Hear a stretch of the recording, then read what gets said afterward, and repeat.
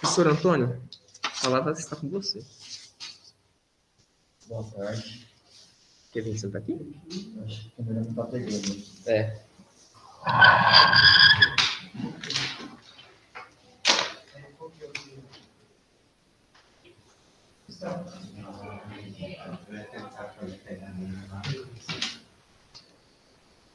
Ah, pegou. Bom, perfeito.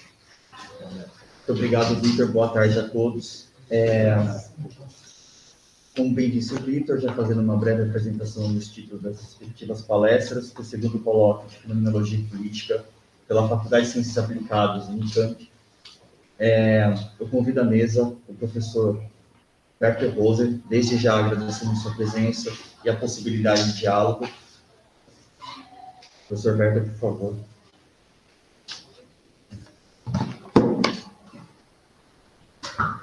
O professor Werther Roser é professor titular do curso de Arquitetura e Urbanismo da Universidade Federal Fluminense, doutor em Geografia pela Universidade de São Paulo e pós-doutor pela Universidade Estadual de Campinas. Tem experiência na área de projeto urbano, projetos de paisagismo, teoria do urbanismo, teoria do paisagismo, planejamento urbano e regional, com ênfase na adequação ambiental e na área de geografia humanista. Atua principalmente em seguintes temas: fenomenologia, lugar, paisagem, paisagismo, projeto urbano e planejamento urbano e regional. Muito obrigado, professor Werther. Nós também temos que já está na mesa, o doutor Vitor Sartori Córdova, que muito obrigado pela sua presença e possibilidade de diálogo. Dr. Vitor é sociólogo, mestre e doutor em urbanismo pela Pontifícia Universidade Católica de Campinas, pelo Centro de Estudos Sociais da Universidade de Coimbra, Portugal. Atualmente é pós-doutorando da Faculdade de Ciências Aplicadas da Universidade Estadual de Campinas, a FCA Unicamp, com recurso da Fundação de Amparo à Pesquisa do Estado de São Paulo, FAPESP, e vincula-se ao grupo Fenomenologia e Geografia, nomeado pelo Laboratório de Geografia dos Riscos e Resiliência. Muito obrigado, Dr. Vitor. Como de praxe, creio que nós podemos iniciar esse diálogo pelo professor Werther, se estiverem de acordo. Claro. Professor Werther, se estiver de acordo, Ok. fique à vontade. Muito Obrigado. Eu vou tirar a máscara para falar, tá? Só um instantinho, porque como a gente não conseguiu imprimir, eu vou ter que ficar com o meu laptop aqui aberto na frente de vocês, o que não me agrada muito, mas é o possível. Antes aqui de iniciar o texto que eu preparei para vocês, né, eu quero agradecer o convite, né, aqui, especialmente Eduardo, né, e ao Lager, né. É a segunda vez que eu venho aqui discutir fenomenologia política. A primeira vez foi um convite de Eduardo, né, e do grupo aqui. Eles estavam discutindo a política a partir de Hannah Arendt, né? E Eduardo me convidou para discutir a partir do mesmo viés de análise, né? Mas, assim, em suma, né, as formulações da filósofa me causam um pouco de incômodo, porque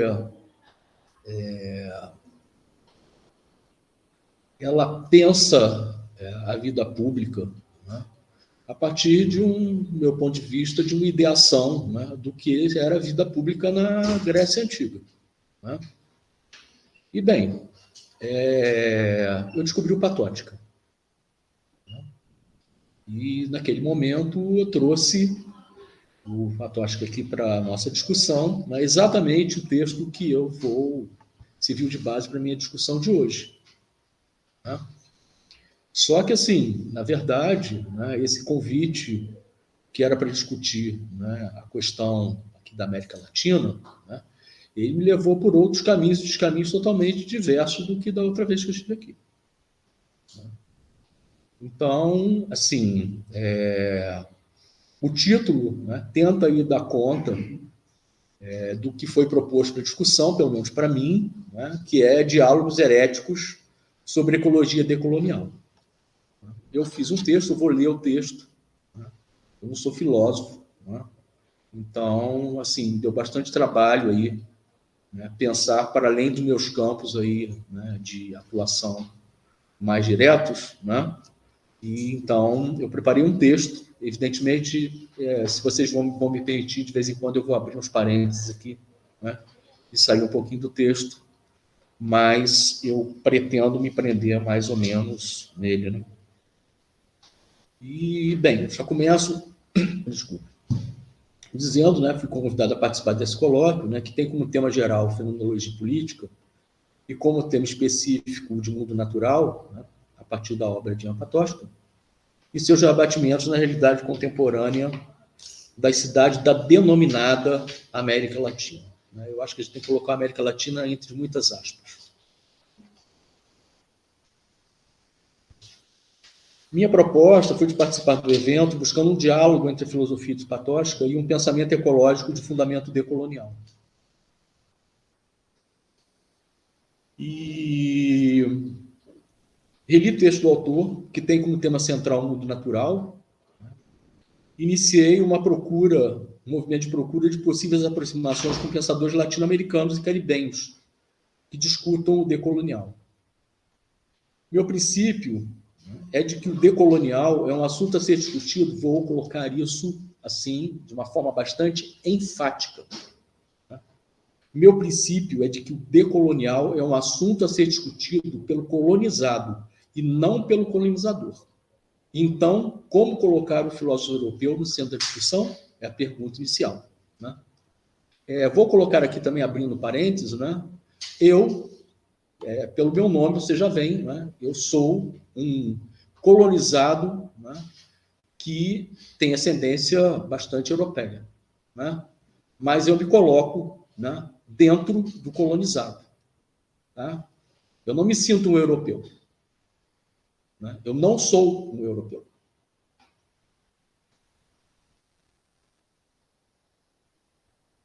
Resolvi seguir outro caminho. Ao invés do mundo natural, polemos. Ao invés de interioridade, mundo ou movimento da existência humana, escolhi iniciar meu diálogo procurando uma resposta para a pergunta final de Ensaios Heréticos sobre a Filosofia da História, que foi exatamente o mesmo texto que eu trouxe aqui da outra vez. Eu acho que é um texto extremamente forte, né? Só que dessa vez eu vi assim como um texto muito pessimista. Na verdade, para mim, abrindo parênteses também, porque isso não está no texto, né? Eu acho que é um texto que anuncia a morte da modernidade. Né? E a minha pergunta é se a morte da modernidade não é a morte da Europa, que, aliás, eu acho que é a pergunta que o Patočka faz. E o caminho que ele procura, né, para salvar a Europa me parece que é um descaminho, porque o caminho é polemos, ou seja, a guerra.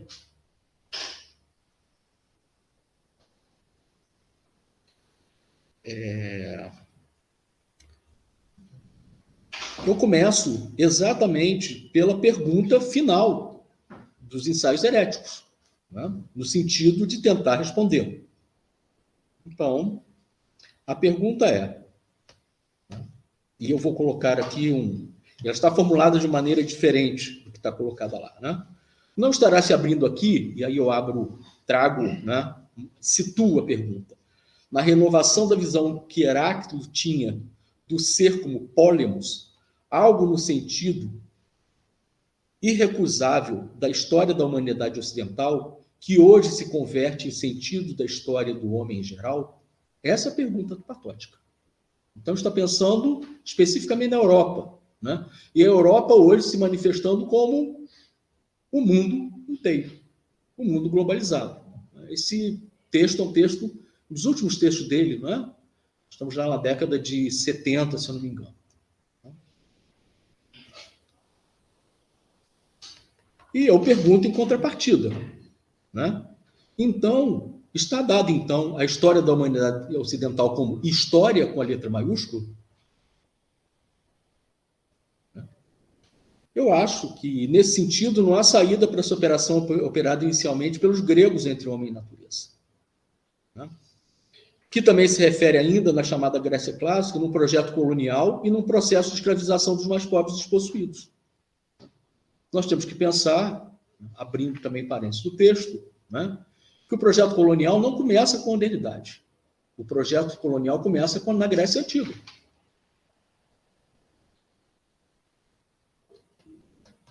Por isso, esse incômodo que me causa, né, essa idealização, né, da polis grega, né, da política grega e da filosofia grega, na sua força, na sua corporeidade, né, ou em questões relativas à cor da pele,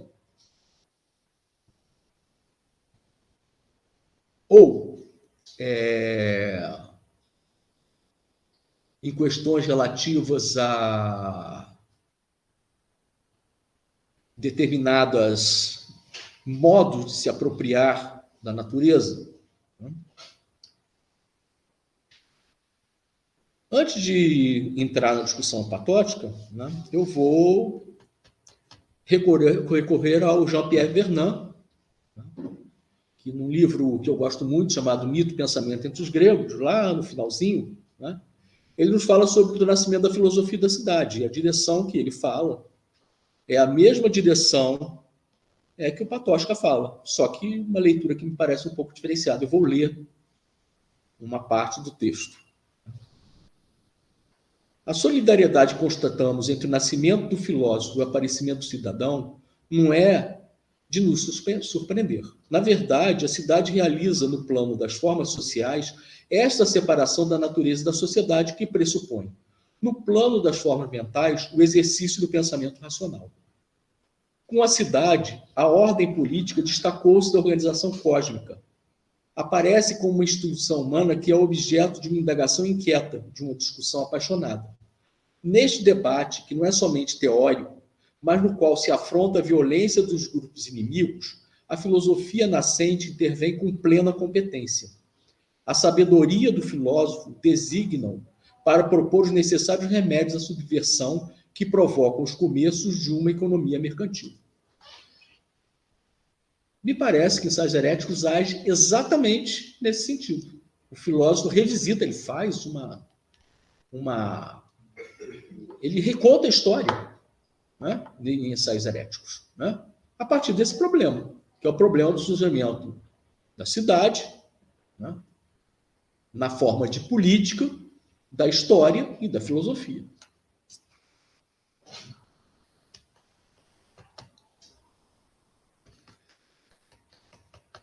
Nesse sentido, eu coloco, o colonialismo se inicia exatamente com os gregos e os fenícios. E se vamos falar em decolonial, será necessário nos remetermos às suas origens. Então, as reflexões de Patočka podem nos ajudar nesse percurso, ao associar o surgimento comum da política, da história e da filosofia, ao que eu acrescentaria o do colonialismo, que impulsionou o surgimento da moeda e das cidades planejadas. Trazendo para o nosso campo, né?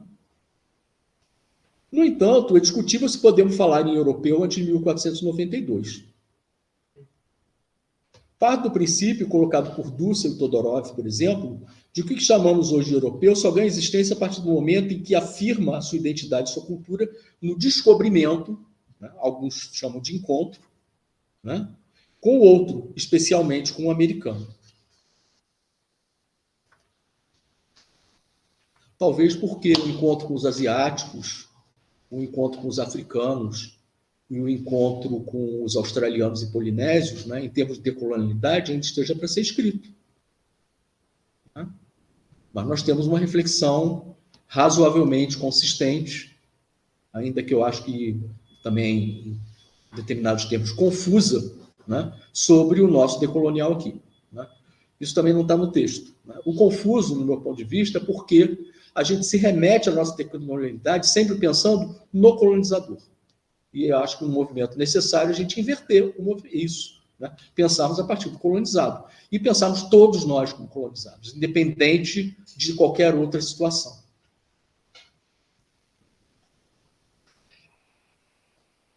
Esta afirmação identitária implica na anulação desse outro, seja ignorando sua humanidade, seja se assentando sobre seus lugares, como se ali não houvesse ninguém. A minha tese de doutorado é sobre a paisagem do lugar no Brasil do século XVI. E uma das primeiras constatações que eu fiz quando estava estudando, né, a chegada dos portugueses aqui no que hoje se chama Brasil, né, o que me chamou a atenção, né, como arquiteto e urbanista, né, e como geógrafo adotado, né, é que os portugueses eles sempre se assentavam em cima do que os tupi tinham construído. Sempre. Né? E o que eles faziam com os tupi? Né? Misturavam com os outros, né, de etnias totalmente diferentes, né, troncos linguísticos totalmente diferentes, não se entendiam os outros. Aqui no estado do Rio de Janeiro, aqui não, né? Lá no estado do Rio de Janeiro, né, onde está a Universidade Fluminense, nossa casa, né, na Baía de Guanabara era um tupi, né, tronco linguístico tupi. Em Campos era o Boitacá, de campo linguístico G. Né? E aí se mistura tudo e se coloca como anteparo dessas cidades portuguesas que foram construídas em cima das aldeias tupi. Né? Bem, no caso do Rio de Janeiro, não foi exatamente os portugueses os primeiros a fazer isso. Né? Villegagnon chegou lá, implantou um forte que foi construído pelas mulheres indígenas, porque os homens indígenas estavam cuidando da proteção dos franceses, então as mulheres carregaram as pedras do forte em cima da aldeia da Carioca, na desembocadura do Rio da Carioca, que fica mais ou menos em algum lugar ali desaparecido, né, no centro do Rio de Janeiro.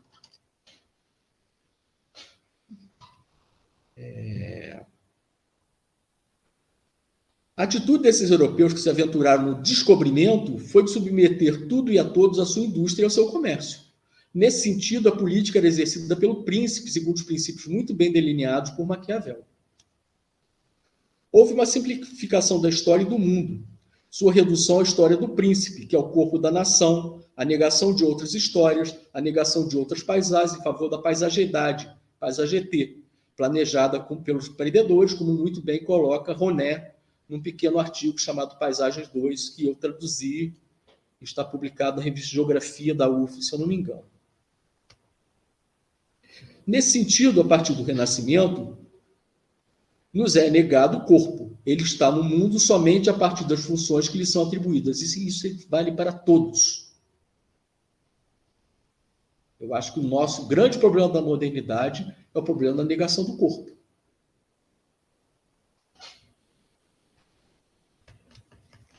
Se em seus países de origem o parentesco e o compadrio, baseado no cristianismo, ou seja, pela sobrevida do Império Colonial Romano, reciclado Igreja Católica Apostólica Romana, orientavam a política, as relações sociais e econômicas, e principalmente as interpessoais, se configurando um ser no mundo que organiza o espaço geográfico calcado nessas tradições, nos novos mundos conquistados foi se delineando uma nova atitude de agenciamento, que passava pela identificação e determinação do que era selvagem e pela sua domesticação. O dicionário Michaelis tem um rol de definições para a palavra selvagem que enumero a seguir. 1. Que é próprio das selvas, agreste, selvático, silvestre. Diz-se de solo inculto, que geralmente não serve para o cultivo, estéril, que habita as selvas e não mantém contato com as pessoas civilizadas.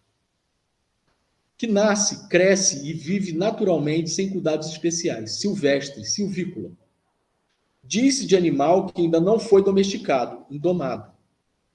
Diz-se de animal que se torna feroz e violento com facilidade. Figurado, que revela crueldade ou furor, feroz. Figurado, que nasce ou se desenvolve de maneira desordenada, sem controle ou regras. Que ou aquele que não é civilizado, ou apresenta um índice primitivo de civilização, bárbaro. Por extensão, que ou aquele que se isola, que evita o convívio com outras pessoas. Figurado, que ou aquele que é grosseiro, arisco ou intratável. Geneticamente, diz-se do fenótipo ou genótipo que predomina em populações silvestres ou em organismos mantidos em laboratório. Enquanto que a ação de domesticar é definida como tornar-se doméstico ou caseiro, animal selvagem, entre parênteses, adestrar, amansar, domar. 2, figurado, tornar-se sociável, civilizar-se. 3, ter controle sobre, entre parênteses, uma força da natureza, controlar, dominar. Bem, o ser colonizado, em princípio, é um ser selvagem, né? A ser domesticado. Feroz, canibal, sem religião, sem sociedade, sem chefe, sem rei.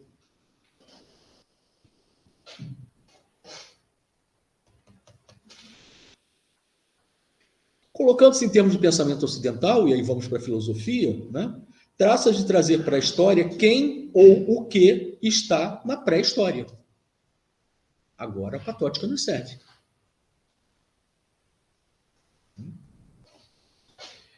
Trata-se aqui da história escrita, que recusa as versões cambiantes da tradição oral, que estabelece positivamente o que ocorreu em determinado período de tempo e uma certa porção do espaço como a única possibilidade, que controla o incontrolável, qual seja a vida cotidiana e as relações interpessoais, e também o ciclo da Terra, submetendo-as ao ato de ordenar, adestrar, controlar, regrar, ou seja, civilizar.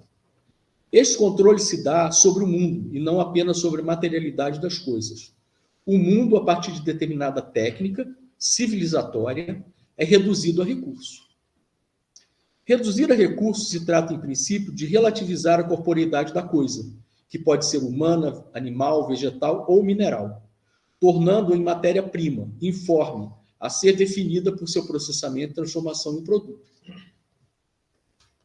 Essa oposição entre selvagem e domesticado está na raiz de uma dupla fratura colonial e ambiental da modernidade, como proposta por Malcolm Ferdinand, que separa a história colonial e a história ambiental do mundo.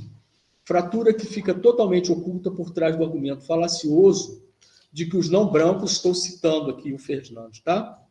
Fratura que fica totalmente oculta por trás do argumento falacioso de que os não brancos não se preocupam com o meio ambiente, ou então ela é relegada a tema secundário ao verdadeiro objeto da ecologia. Essa fratura, segundo o autor, é o problema central da crise ecológica, abalando as maneiras como é pensada as suas tradições políticas. Eu usei o abalando de propósito. Ferdinand identifica os dois lados dessa fratura. Por um lado, decorre dessa grande partilha da modernidade, a oposição dualista que separa natureza e cultura, meio ambiente e sociedade, estabelecendo uma escala vertical de valores que coloca o homem acima da natureza. Por outro, vou citar, abrange também uma homogeneização horizontal e esconde as hierarquizações internas de ambas as partes. De uma parte, os termos planeta, natureza ou meio ambiente escondem a diversidade de ecossistemas dos lugares geográficos e dos não humanos que os constituem. De outra parte, os termos homem ou antropos mascaram a pluralidade dos humanos, colocando em cena homens e mulheres, ricos e pobres, brancos e não brancos, cristãos e não cristãos, doentes e saudáveis. Aqui, em Ferdinand, branco não se refere à cor da pele, se refere a quem foi sonegado o mundo. Diria eu, aos selvagens, aos que não têm história. Ferdinand contrapõe ao branco o negro, considerando que, citando, o essencialismo ancorado no uso da palavra negro permitiu que se pensasse erroneamente que essa condição social e política era inerente à epiderme preta e dizia respeito apenas aos humanos. Aqui a palavra negro não designa mais uma cor de pele, um fenótipo, tampouco uma origem étnica ou uma geografia particular. Ela designa todos aqueles que estiveram e estão no porão do mundo moderno, os fora do mundo, aqueles cujas sobrevivências sociais são atingidas por uma exclusão do mundo e que são reduzidos a seu valor energético. Patočka aponta para essa fratura, apesar de oferecer uma solução muito diversa da colocada por Ferdinand.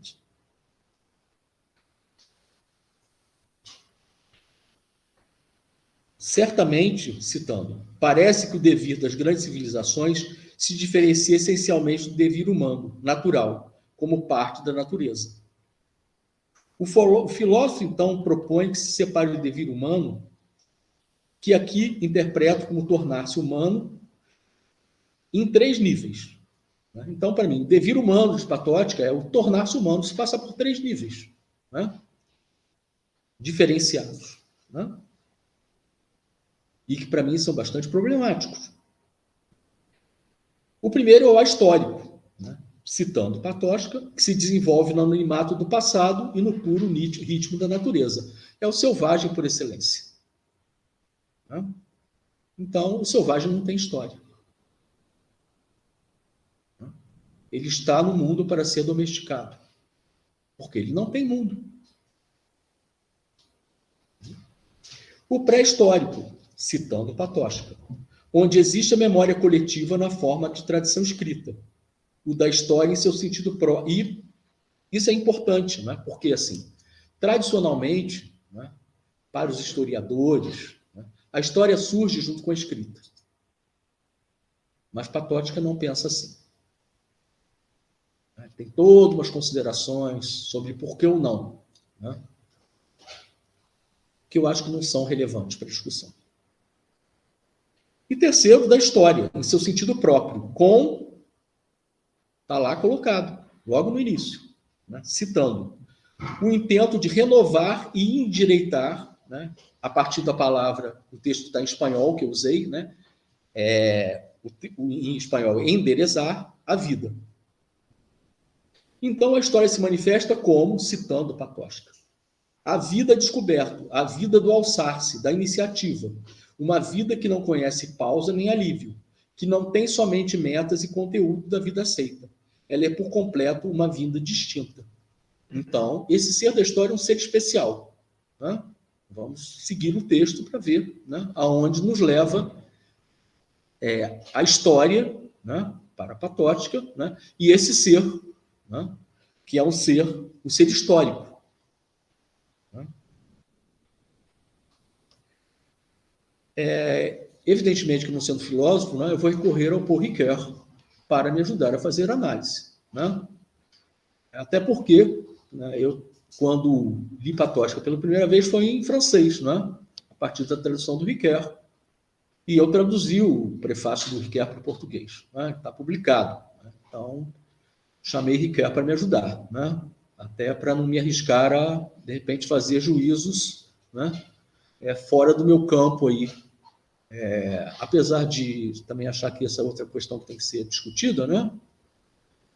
Fora do meu campo de atuação segundo os padrões positivistas. Né?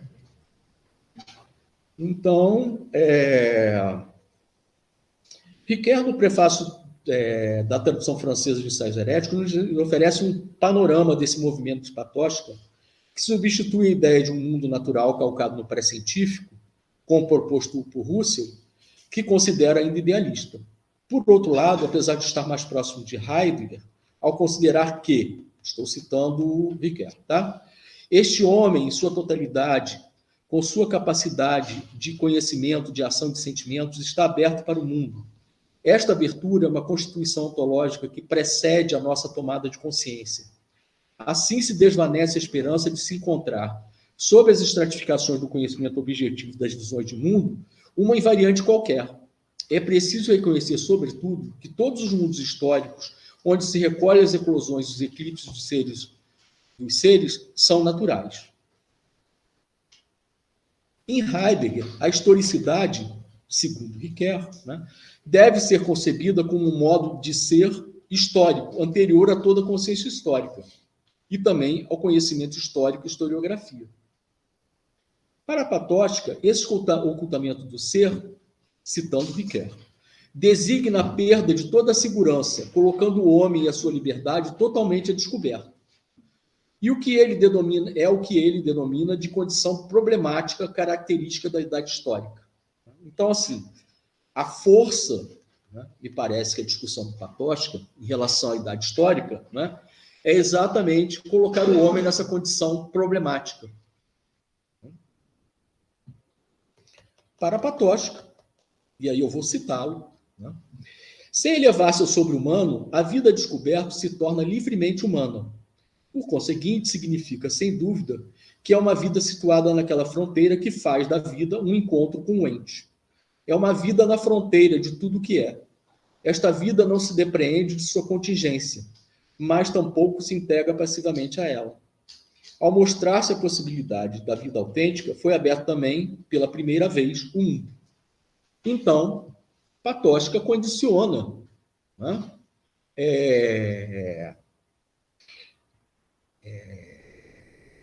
a abertura do mundo, né, a essa condição, né, de historicidade do homem. Né? E, evidentemente, não estamos falando de um homem qualquer. Isso, para mim, é muito nítido. Né? E, bem, se a gente seguir os ensaios heréticos, nós vamos entender de que homem ele está falando. Né? Que homem é o homem histórico? Demarcada aqui a diferença entre a abertura heideggeriana, que, como diz Ricoeur, depende das atividades humanas que as compilam, as examinam e as transmitem ao arbítrio das tradições. Este mundo antevisto por Patóshka, em que este todo agora, citando Patóshka, lhe fala imediatamente, sem tradições nem mitos que amortizem. Então, o ser histórico é um ser que se abre imediatamente para as coisas na sua problematicidade. Né? E a problematicidade não aceita a tradição. Né? Nesse sentido, para Patóshka, essa renovação do sentido da vida traz consigo o surgimento da vida política e da vida filosófica, que, segundo Platão e Aristóteles, se traduz no espanto, né? Que leva à sabedoria. Né? Ele cita isso lá em grego, né? Mas eu não, quer dizer, né? Não sou capaz de citar em grego. Né? Para trazer a questão da história para a contemporaneidade, Patóshka dialoga com Arendt e sua proposição da vida política como liberação da privacidade da vida. Deste modo, ele vai, cito Patóshka, a vida política é aquilo que subitamente coloca o homem ante a possibilidade de um todo da vida e uma vida no todo. A vida filosófica se aferra a esse tronco e desenvolve o que nele se encontra encoberto, cerrado. Então, Patóshka associa, né, o surgimento da vida política, o surgimento da filosofia, né? Num lugar muito específico, isso está situado, né? É na Grécia clássica.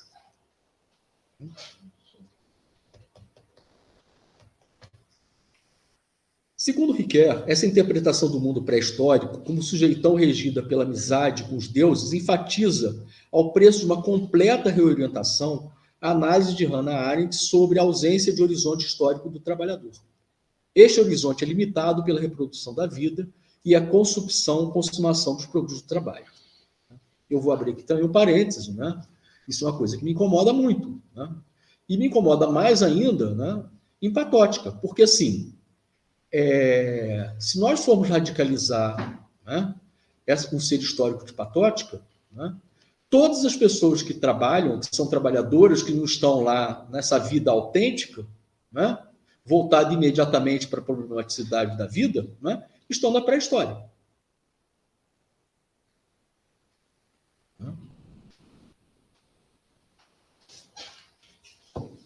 Ainda segundo Ricoeur, Patóshka substitui a trilogia Labor, Work, Action de Arendt por outros 3 movimentos da vida.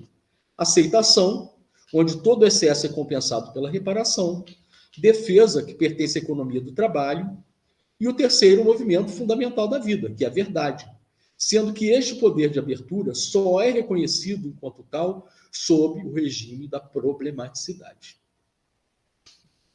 Para o homem problemático, nos diz Patóshka, citando, o propósito reside na vida livre, o livre está destacado, né? Como tal. Se nele próprio ou em outra pessoa está lá uma vida que ninguém coloca em abrigo. Riquet observa que se Patótica se recusa a idealizar a consciência, por outro lado, idealiza a cidade grega.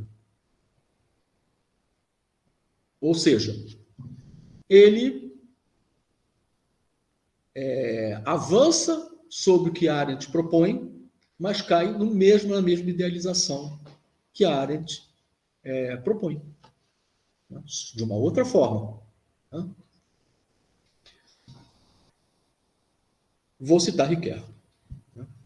É com efeito sob a égide de Heráclito de Éfeso que o autor discerne, na raiz desta dotação de sentido, que é o próprio espírito ocidental, o papel da discórdia e da luta. Sim, verdadeiramente o Pólemos é o pai de todas as coisas, inclusive e sobretudo daquilo que é comum. Pólemos é ao mesmo tempo o que engendra a cidade e o vislumbre originário que torna possível a filosofia. Vernant já nos falou isso lá em cima, né, com outras palavras. Nesse sentido, a história, a filosofia e a política estão na raiz da fratura identificada por Ferdinand. Ela não ocorreria na modernidade, mas no surgimento da polis grega. Isso eu estou colocando. Né? Porque Ferdinand avança, né, como outros pensadores latino-americanos do decolonial, a partir da modernidade, né? Que é quando, em princípio, ela chega para nós. Né? Só que ela está gestada muito antes. E Patótica faz uma análise, para mim, muito clara, né, de como ela é gestada. Né? Talvez essa seja a maior contribuição, né, do autor aí no Ensaios Heréticos. De fato, os Ensaios Heréticos de Patótica fazem uma análise profunda dos desdobramentos da história da polis como lugar de Pólemos e de como essa abertura para o mundo como problematicidade, num crescente que culminaria com as duas grandes guerras mundiais, nos afastou da Terra, com letra maiúscula, e nos colocou a todos num mundo de segunda natureza. Um mundo em que a técnica toma o lugar do mundo natural, se ouvida que habitar significa cuidar, e que coloca a maioria dos seres humanos nos níveis pré-históricos da aceitação e da defesa. Como observa Riquet, o vínculo de Patótica entre a filosofia da problematicidade e seus julgamentos propriamente políticos relativos ao destino da Europa se detém inteiramente sobre a capacidade de transmitir do indivíduo à comunidade europeia a meditação sobre sentido, nenhum sentido e procura. Nesse sentido, né, o pensamento de Patótica é totalmente colonial. Mas ele nos ajuda a pensar o decolonial. Enfim, Patótica se pergunta pelo sentido da guerra. Em um mundo em que há um estado de guerra permanente, ainda que sem guerra, eu acho essa observação extremamente arguta, né? Que é a nossa situação desde a Segunda Guerra Mundial. Nós estamos num mundo, em princípio, sem guerra, né? Mas que é um mundo em guerra permanente. É uma outra situação, né? Talvez, né, essa seja uma boa definição para a pós-modernidade.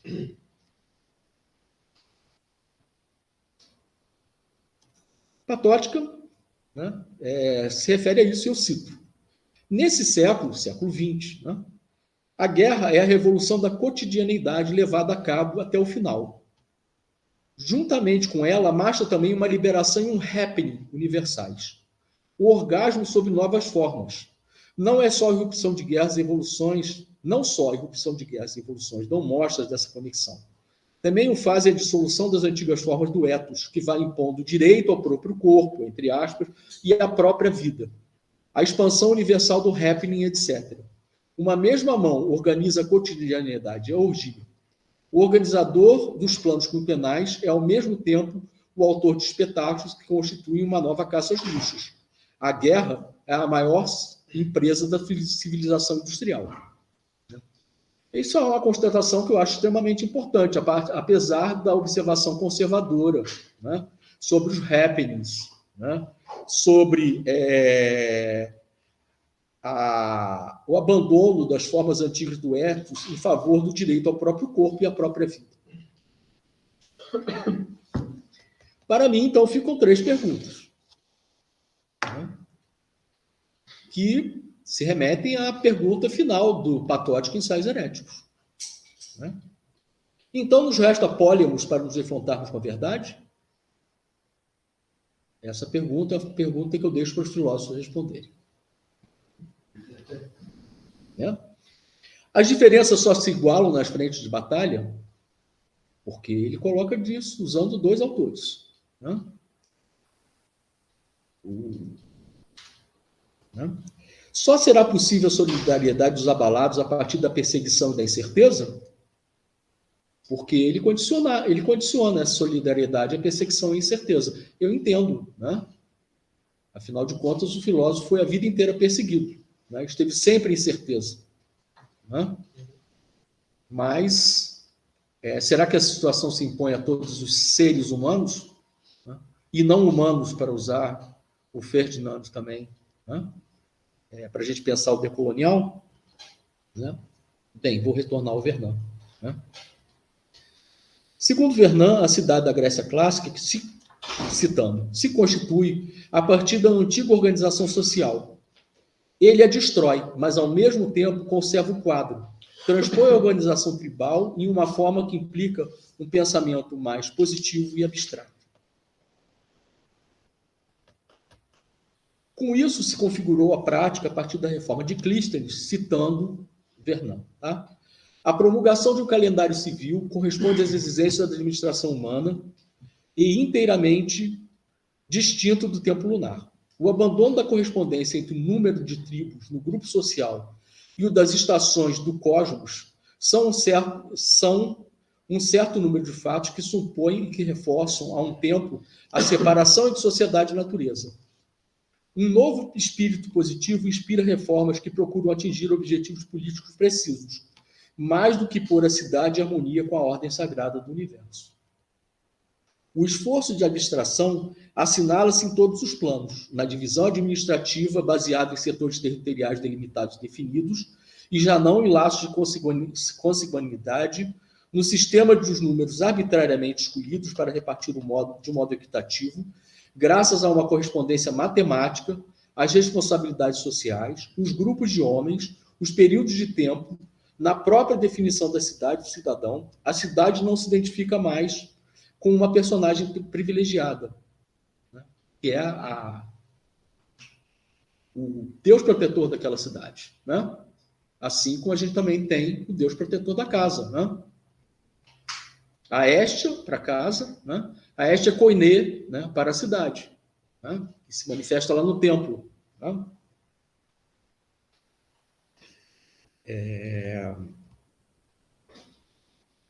Não é solidária de qualquer atividade, de qualquer família particular. É a forma que toma o grupo unido de todos os cidadãos, considerados independentemente de sua pessoa, de sua ascendência, da sua profissão.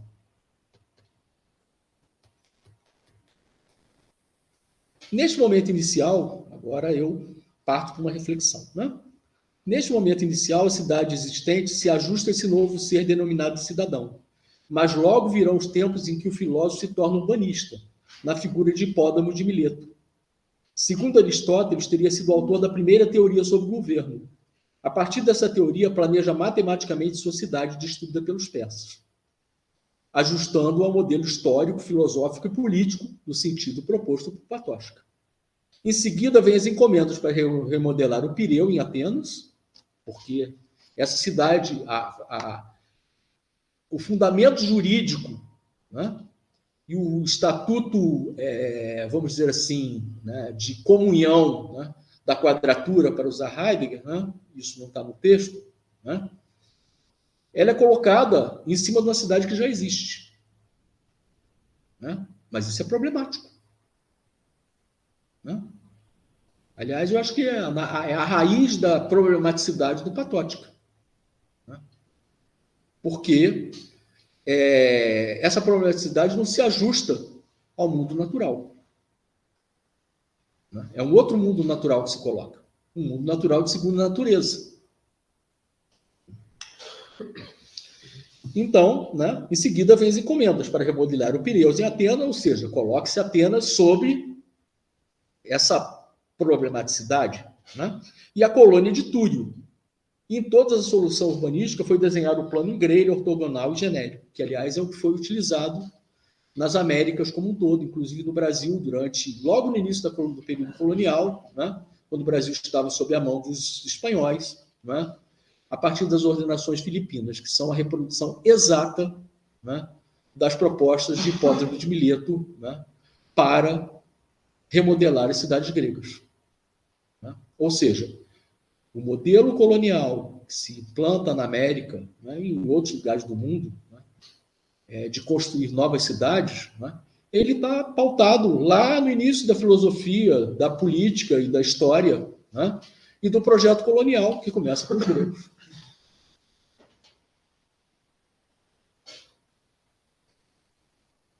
O projeto colonial, então, está na raiz do pensamento que chamamos anacronicamente de ocidental europeu. Dentre seus fundamentos, os de ignorar o mundo natural e os saberes tradicionais, colocar o outro conquistado a seu serviço. O modelo histórico, político, filosófico, como muito bem nos mostra Patóshka, se manteve e se aperfeiçoou ao longo do tempo, refletindo sobre ele, mas a partir da cidade do urbanismo podemos acompanhar como saiu do plano local, passou para o do urbano com Hipódromos, para o regional com Alexandre o Grande, destruidor de civilizações e construtor de cidades novas, e se perpetuou com os romanos, que compartimentaram seu território em regiões, onde misturavam e deslocalizavam os povos conquistados, colocando sob o jugo de um administrador instalado na cidade genérica, Ingrélia, construída como marca de seu império.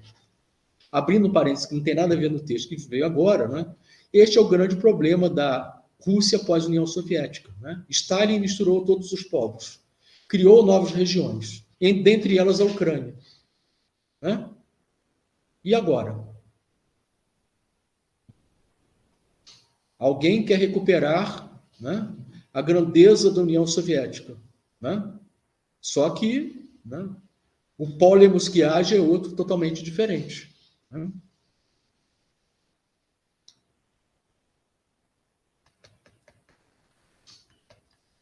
Segundo Jorge Perkins-Marsh, sua ação de desnaturalização do Império Romano, né, acabou por enfraquecer seu império, levando a ser conquistado pelos bárbaros, que evidentemente tinham outros saberes, outras histórias, outras filosofias e outras políticas. No entanto, foram cristianizados. Por segundo Patóshka, citando, né, é a herança do mundo verdadeiro no seu momento criado por Platão e transformado em termos teológicos por Aristóteles. E que, em absoluto, representou um obstáculo para a teologia cristã, o fato de que a explicação dessa interpelação por parte de Deus se desenvolver na esfera do corismo transcendental, criado muito tempo atrás pela metafísica de Platão, com um fim muito distinto. Bem, então, esse período em que a Europa foi dominada pelos bárbaros parece não ser importante para a história, a filosofia e a política, ficando mais no campo da arqueologia e da mitologia. E mesmo no momento posterior, que se denomina Renascimento, né, para Patóshka, né, vou citar, a humanidade europeia se acostumou tanto a essa concepção cristã do sentido da história e do universo que não consegue desprender-se de alguns traços essenciais. Nem sequer o consegue quando deixam de lhe dar significados os conceitos fundamentais de um Deus criador, salvador e juiz. E quando segue buscando o conceito cristão secularizado, onde o homem e a humanidade entram em cena e passam a ocupar o lugar de Deus. Segundo Patóshka, citando novamente. Outra fronte cristã do niilismo é a relação com a natureza, como domínio das coisas postas à disposição do homem para que as domine e administre. Essa ideia, que originalmente significava cuidar das coisas confiadas ao homem, se converte na Idade Moderna em uma doutrina acerca do domínio e exploração dos tesouros da natureza, sem consideração alguma, não só com a própria natureza, tampouco com a humanidade do futuro. Então, ele está pensando até no futuro das próximas gerações. O problema é que Patóshka, o problemático Patóshka, né, está situado na Europa e no pensamento ocidental. Ou seja, a salvação, né, para o mundo, né, é nós pensarmos o mundo a partir da problematicidade colocada lá, né, pelos gregos na sua historicidade. Né? Então está na própria Europa. O autor segue sua explanação. Contudo, o mais importante é que a natureza não é para o homem cristão necessariamente aquilo concreto, no qual está imerso, e a que ele pertence como um dos lugares essenciais onde se manifesta a sua essência misteriosa. A natureza não está dada e manifesta, ao contrário, nos é distante e estrangeira. Temos que inferi-la mais com os meios de nosso próprio espírito. A natureza como tal, a natureza como ente autônomo, deixa de interessar, se converte em algo formal, em objeto da ciência matemática da natureza. A partir daí, Patótica entra numa discussão, né, sobre a questão da técnica, etc., que eu gostaria imensamente de ter colocado aqui, mas eu acho que não caberia por conta do tempo. Como observa Ricoeur, em Ensaios Heréticos, Patótica tenta se afastar do niilismo. No entanto, o perigo, citando Ricoeur, o perigo é que, após recusar-se a idealizar a consciência, o filósofo idealiza a cidade grega. Então, ele reafirma, né, o que eu coloco. Certamente, esse é o maior problema colocado ao filósofo quando se propõe a tratar a questão do mundo natural como problematicidade. Como consequência, como observa Ricoeur, citando, toda a continuação dos ensaios heréticos, consagrada à Europa e à herança europeia, não passa de um longo exercício aplicado ao desenvolvimento das possibilidades embrionariamente fundadas sobre este abalo. É isso que atormenta a Patótica, o destino da Europa Ocidental para além do niilismo. É bom advertir que as perspectivas não são promissoras. O diagnóstico é mais limitado que a terapêutica. Nesse exercício que se propõe Patótica, voltado para a Europa e a herança europeia, e agora sou eu refletindo, tá? Falta certamente a perspectiva de que somente o encontro com o outro, a partir do descobrimento da América e da sua conquista, que permitiu a constituição identitária, né, num processo que durou 5 séculos do ser europeu. Processo esse que, no meu ponto de vista, foi superado com o fim da Segunda Guerra Mundial. Então, assim, não é à toa que o pensamento decolonial surge agora, né? A partir da década de 40, as lutas contra o colonialismo começam quando? Ainda no século XVIII, não é? Mas o decolonial surge agora. Né?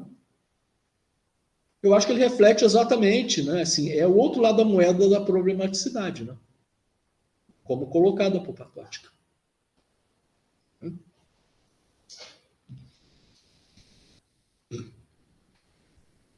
E, para mim, a Segunda Guerra Mundial é uma marca.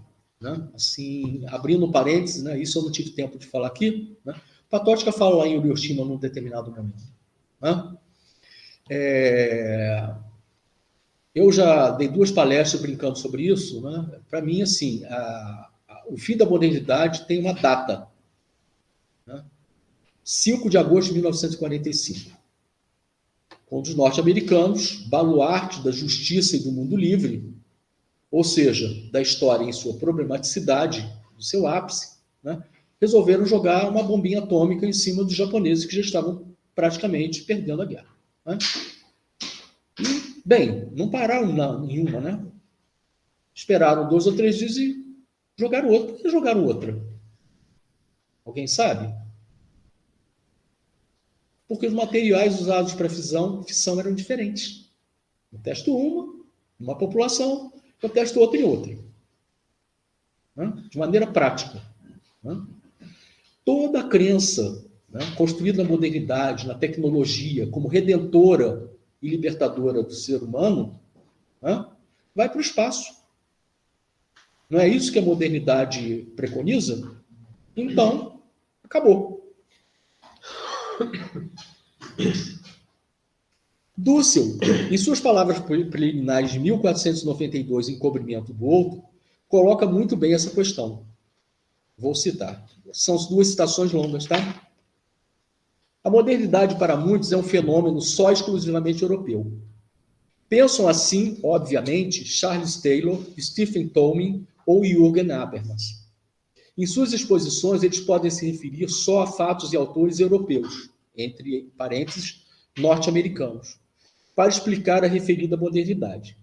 Nessas conferências, porque ele está falando em conferência, né, queremos provar que a modernidade é realmente um fato europeu, mas em relação dialética com o não europeu, como conteúdo último de tal fenômeno. A modernidade aparece quando a Europa se afirma como centro de uma história mundial que inaugura. E, por isso, a periferia é parte de sua própria definição. O esquecimento dessa periferia, sempre entre aspas, aí em parênteses, e do final do século XV, do século XVI e do começo do século XVII, hispano-lusitano, leva dois grandes pensadores contemporâneos do centro a cair na falácia eurocêntrica no tocante à compreensão da modernidade. Se o diagnóstico é parcial, provinciano, a tentativa de crítica ou plena realização é igualmente unilateral e parcialmente falsa. Bem, então, reflito sobre o que o Dussel coloca. Assim, o espírito de Pólemos, da problematicidade e do mundo natural, se abateu mais violentamente sobre este outro que foi colocado na periferia, eu diria, seguindo o raciocínio de Patótica, daqueles que ainda estão na pré-história. Dussel nos coloca bem essa questão em suas conferências. Vou citá-lo. Trata-se de ir ao mito, à origem do mito da modernidade. A modernidade tem um conceito emancipador racional que afirmaremos e subsumimos, mas, ao mesmo tempo, desenvolve um mito racional da justificação da violência, que devemos negar, superar. Os pós-modernos criticam a razão moderna porque é uma razão do terror. Nós criticaríamos a razão moderna por encobrir um mito racional. A necessidade da superação da modernidade é o que procuramos mostrar nessas conferências.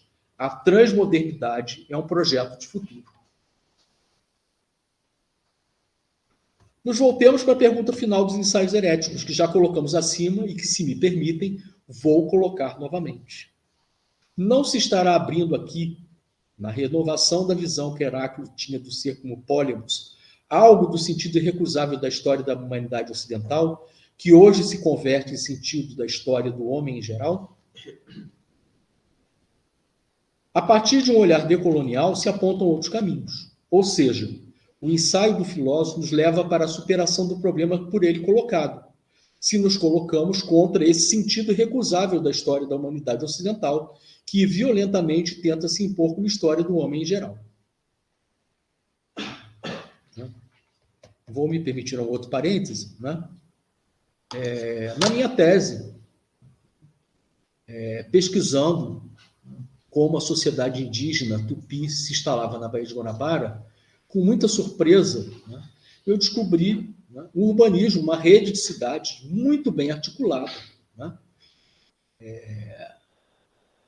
Eram, segundo o Jean Delery, 32 aldeias que ele diz que ele visitou. 32 aldeias no entorno da Baía de Guanabara. Cada uma delas entre 3 e 6 mil pessoas, em casas coletivas, né? Construídas com material extremamente apropriado para o nosso clima. Né? O entorno era plantado. Né? A Mata Atlântica estava longe. Né? Aliás, o Warren Dean mostra isso também lá, né? No A Ferro e a Fogo, a destruição da Mata Atlântica. Né? E, se nós fizermos as contas, né? 3 vezes 6, 18. Nós tínhamos 180 mil habitantes ali, né? Que faziam tudo o que a permacultura moderna propõe. Né? A agrofloresta, o cultivo sustentável, né? A recuperação do solo com a mudança. Eles são nômades. Eles eram nômades do próprio território. Eles não saíam dali para outro lugar, eles saíram fugindo dos portugueses, dos franceses que chegaram aqui. Né? Eles transitavam pelo território, abandonavam um determinado lugar, deixavam de se recuperar, né? Iam para outro. 180 mil habitantes. Quantas cidades na Europa, em 1550, tinham 180 mil habitantes? E uma organização social e política. Né? Tudo bem, eles eram canibais, né? Em determinadas épocas do ano, aliás, agosto e setembro. Né? Eles saíam para capturar o inimigo, ganhar nome, ritual, aliás, que é um ritual comum na América Latina, que hoje a gente chama de América Latina inteira, né? Mas o fato é que eles tinham uma organização política, filosófica e urbana, né? Ao nível do europeu. Né? Mas é outra história. Né? Só que, assim, ela é considerada como pré-história, pelo que chega. Né? Vamos avançar, então, na construção do pensamento decolonial como superação da modernidade e a partir do olhar do outro, do ser colonizado, um ser que teve seu mundo sonegado. Para esse fim, propõe um diálogo com Malcolm Ferdinand a partir de seu livro Uma Ecologia Decolonial. Metaforicamente, a ecologia decolonial é colocada numa oposição entre a Arca de Noé e o navio negreiro. Vou fazer uma citação do livro de Ferdinand. Diante do anúncio do dilúvio ecológico, muitos são os que se precipitam em direção à Arca de Noé, pouco preocupados com os abandonados no cais ou com os escravizados no interior do próprio navio. Em face da tempestade ecológica, a salvação da humanidade, entre aspas, ou da civilização, exigiria o abandono do mundo. Uma dupla fratura persiste entre os que temem a tempestade ecológica e aquele a quem o convés da justiça foi negado muito antes das primeiras rajadas de vento.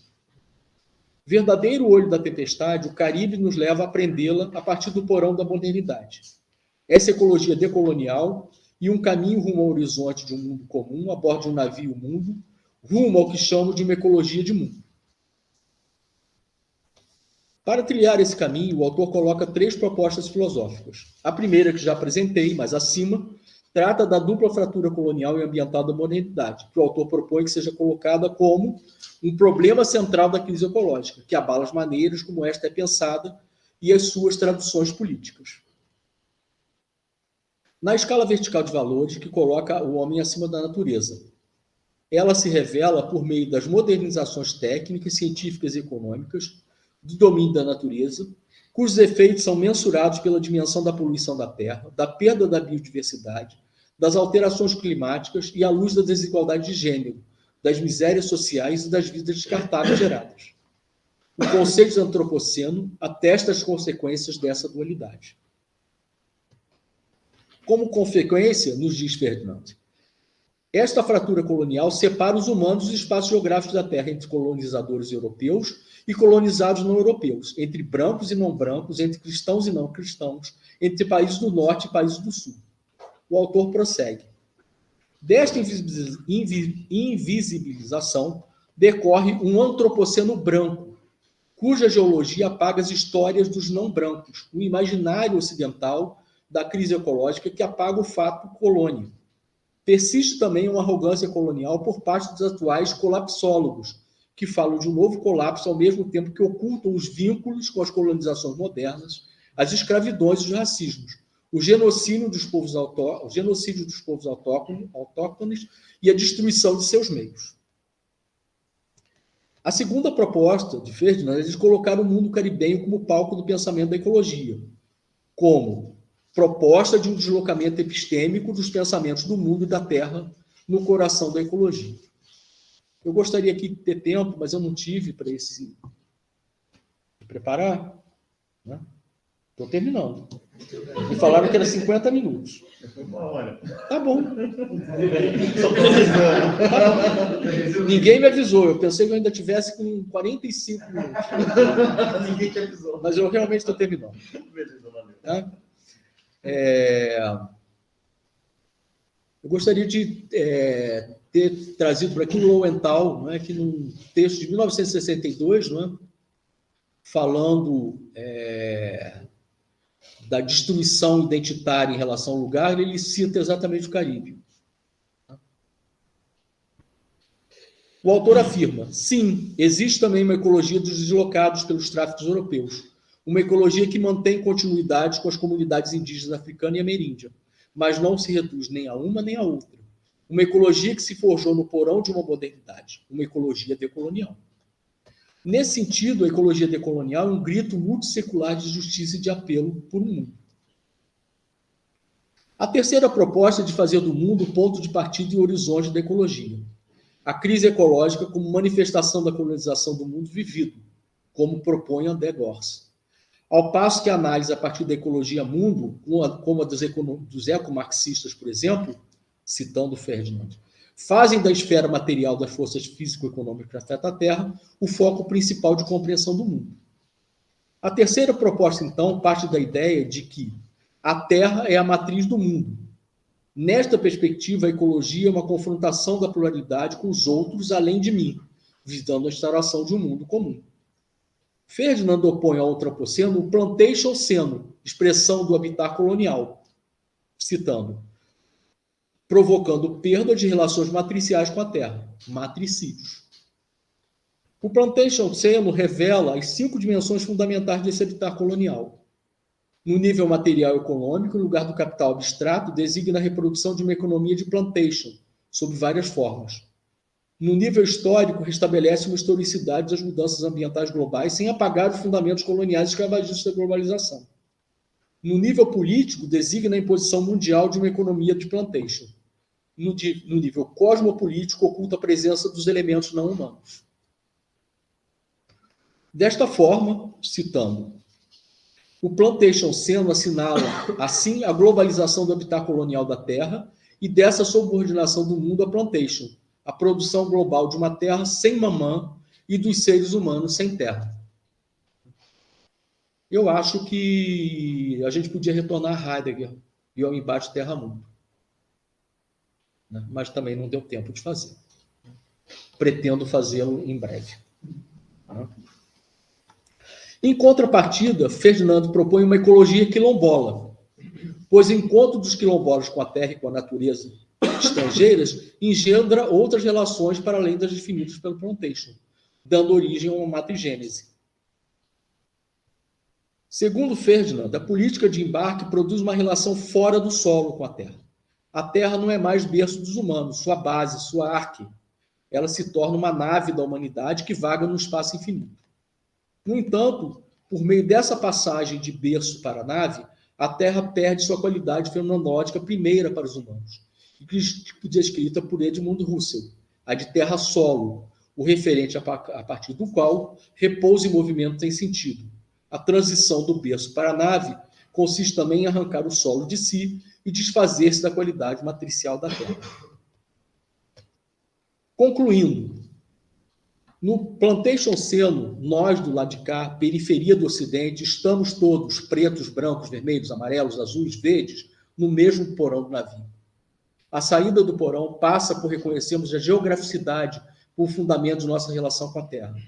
Nesse sentido, devemos questionar os conceitos forjados na modernidade do Ocidente e da Europa, forjados na modernidade de Ocidente e de Europa, e da nossa periferia apontar, a partir também de Patótica, que nesses lugares os humanos e não humanos foram até hoje relegados à pré-história. Que nosso fundamento comum, como propõe Ferdinand, é um movimento em direção ao outro, um movimento de encontro, de responder à seguinte questão: como quem partiu e está voltando se abre para uma relação com quem permaneceu e com quem está lá? Ainda não terminei. Eu vou me dar a liberdade. Né? Eu penso que isso está colocado na mão para as próximas gerações. Né? Mas nós temos que dar o start. Né? Então, né? Se o meu WhatsApp abrir, porque isso não está no texto. Né? Está abrindo. A tecnologia tem esses problemas. Né? Ela diz que é um mundo rápido, mas, na verdade, ela nos joga num mundo lento.